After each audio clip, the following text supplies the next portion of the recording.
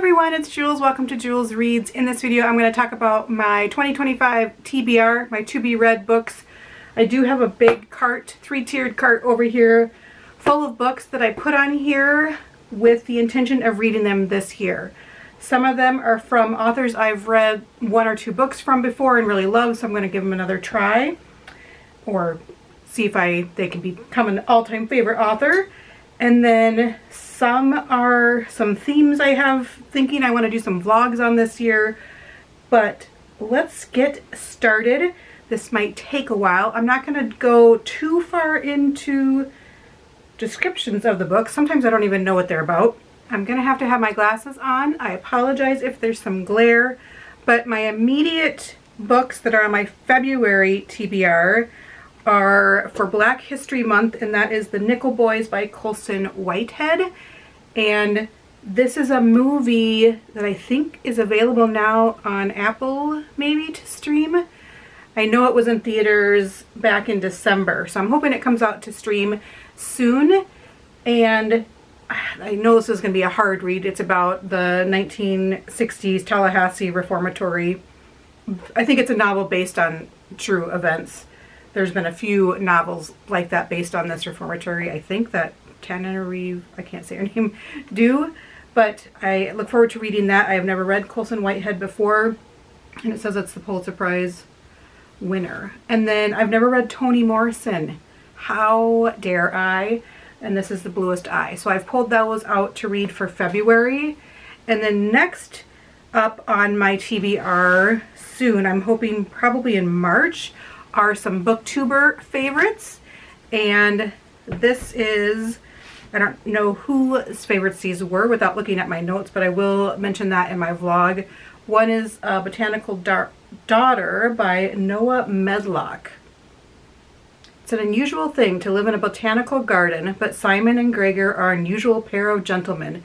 Hidden away from the disapproving tattle of Victorian London, they are free to follow their own interests without interference. For Simon, this means working his taxidermical art. Gregor's business is exotic. Plants, even with my glasses on, I can't see. Lucrative but harmless enough. Until his latest acquisition, a strange fungus, which shows signs of intellect beyond any plant he's seen, inspires him to attempt a masterwork. True intelligent life from plant matter. It's a cool cover. I maybe will not read because that's kind of a disaster. Another favorite, which was all over YouTube as a favorite for 2024, was Stoner by John Williams. I know this is an older book published, I want to say 1920s? 1922? And I don't know why it just blew up on YouTube this year. So I want to read that. And then Sipsworth was somebody's favorite, and I owned it. I know one of the reasons I picked these two was because I already own these books. So I'm trying to buy less books this year and read what I own. So that is by Simon Van Boey. And this is giving me A Man Called Uva vibes. And I'm not sure what it's about. I want to say there's a cat in it. I don't know. So those are like my immediate reads. All right, let's get started with the cart. One that I've had on my TBR for a couple years is Betty by Tiffany McDaniel. I know this is a lot of people's all-time favorite. And I know it's a hard read. It's about, I think, it's a novel, but I think it's based on her true story of maybe her grandma in the Appalachians. And then I have two Sarah Winman books, Still Life and Tin Man. I love this Tin Man cover. I look forward to those. If I know what it's about, I will let you know. Otherwise, I don't know what they're about. I don't like to read too much of the blurbs or the synopsis before I go into it. Louise Penny, I've never read before, and a friend at work is really into her books. So this is I think the first one in the Inspector Gamache series, and there's a TV series on Prime about that. One author I've never read from before, again, how dare I, is Joan Didion, and this is The Year of Magical Thinking. I do think this has a lot to do with grief, so that might be hard, but I do want to read Joan Didion this year. So an author I've read a couple from before, and I've actually watched this TV show, but I've never read the book. The TV show is really good. It is in Swedish, and that is Beartown by Fredrik Backman. This is about a hockey community, and something tragic happens, and it's kind of whose side they're going to be on and the implications of this event. Then the next one, I have read Elif Shafak last year, and I really liked it, and I got this for Christmas. It's 10 minutes, 38 seconds in this strange world. I do think this has to do with her dying and then maybe getting a glimpse back into life, or back at her, looking back at her life. I'm not exactly sure. What was the book I read? I cannot remember, but this one, I kind of want to do a Brooklyn vlog. I have a few books on my list about Brooklyn. So this is A Tree Grows in Brooklyn by Betty Smith, and this is a, more of a contemporary classic, and it was published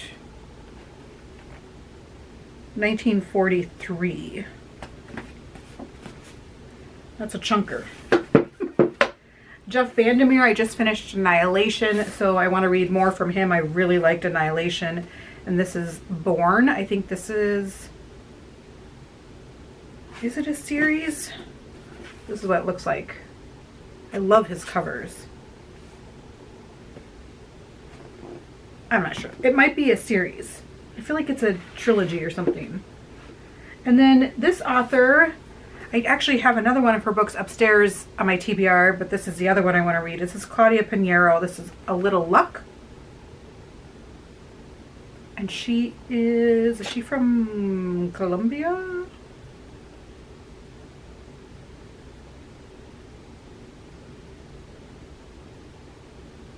I think Argentina. So this is translated by Frances Riddle. This one I just picked up recently. This is Strange Pictures by Yuketsu, and it's a Japanese mystery horror sensation. I don't really know anything about it. Green is my color for this year. For some reason, I'm just drawn to green this year. I never have been. I've always actually not liked green, but this year I'm like digging green. So that's one of the reasons I bought that book. This one I heard a lot of people reading this year, which is another old one, but for some reason people are gravitating towards it recently. It was published in 1972. This is The Stepford Wives by Ira Levine. He's also the author of Rosemary's Baby, and I watched this movie years ago and didn't love it, but I'm sure this is much different. It's very thin, which I appreciate. And then I still haven't read Heartstopper Volume 5.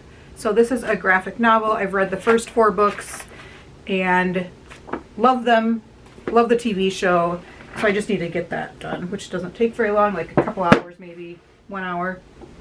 This is a strange book that I heard about from a coworker.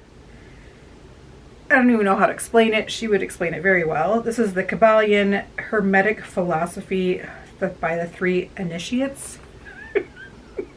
Don't really know what I'm getting myself into there. It's nonfiction about how the world works. Now, my favorite book of 2024 was Robin Wall Kimmerer's Braiding Sweetgrass. Oh my goodness. And this is the Serviceberry. This is her newest release. It's the Serviceberry Abundance and Reciprocity in the Natural World.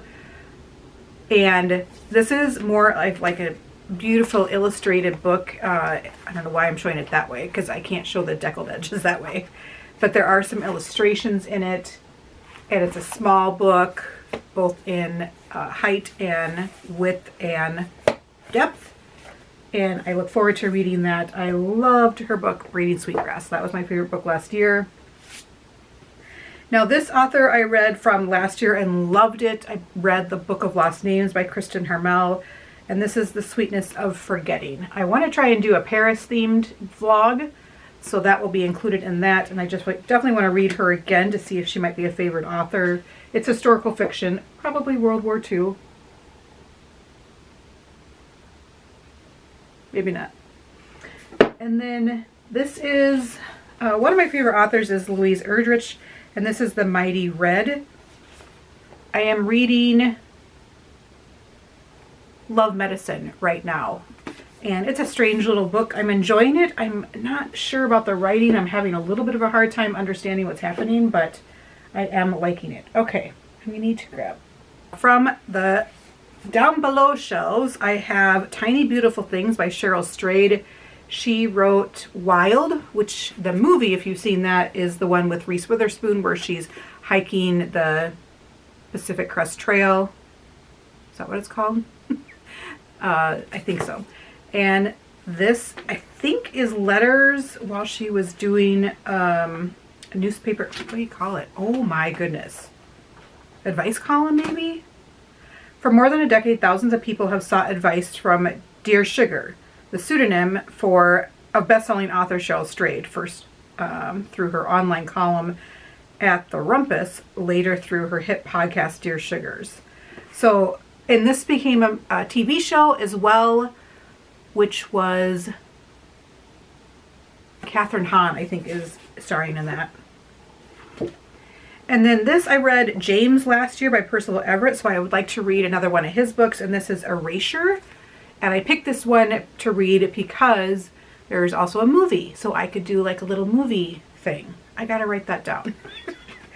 I'm gonna hold that book out so I remember that that's one of the movie combos I want to do. And then I've never read this author before, but I've heard this is great. This might have won Pulitzer Prize finalist, it says. This is Tommy Orange, There. And I think this is an Indigenous story. Yes. And this is a Minnesota author, which is where I'm from. And we read one of her books a couple years ago for book club, and I really liked it. And this is Wendy Webb, The Keepers of Metsanvalo. I did buy this for one of my book club gals, and so hopefully we can buddy read this together. And I'm looking forward to it. She kind of has like a witchy, eerie vibes a little bit. Might be some supernatural stuff in it. I enjoy that. And then every year I say I'm going to read Frankenstein. This is my year. But do I wait until September, October? I don't know. I kind of feel like I just read it when... I'm going to put this on top. I need to read that this year. I cannot believe I started it. I read like half of it a couple years ago, and then I just didn't finish it. I don't know why. This, I definitely want to read this year. This is Patricia Highsmith, The Talented Mr. Ripley. I watched the new TV show with, what is his name? Andrew? And really, really, really liked the TV show, and I gotta read it. It's been on my TBR for a long time. And this is a goofy little series that I like. This is a mass market paperback. It's Katie Murphy. This is called Death on the Green. It's a little Irish cozy mystery, and I liked the first one. It was a good time. It's a good palate cleanser. So I'll read that. I believe Stephen King said this book was one of his favorites. So whenever Stephen King says it's one of his favorites, which I need to read a couple Stephen King this year, which I don't even think they're on this cart, but Sarah Waters' Fingersmith. It is kind of chunky. I don't know what it was about. And I feel like I read Sarah Waters before and didn't really like her. Maybe that will decide whether I like her or not. And then this is a historical fiction book. It's Kelly Remmer, The Things We Cannot Say. I realized last year I really do like historical fiction. This was a used copy. It does have some stains in it. And then this one has been on my TBR forever. I think this is young adult, As Long as the Lemon Tree Goes by Zulfa Katouf. Don't know anything about it. And this one I've had for quite a while as well. And this is In Memoriam, a novel by Alice Wynne. It has deckled edges, which I love. I know some people don't love that. Oh, it looks like an interesting format. cool. I'm going to move that to top. I like cool formats and kind of some mixed media. I have another book that has mixed media that I need to put on here that I've never read.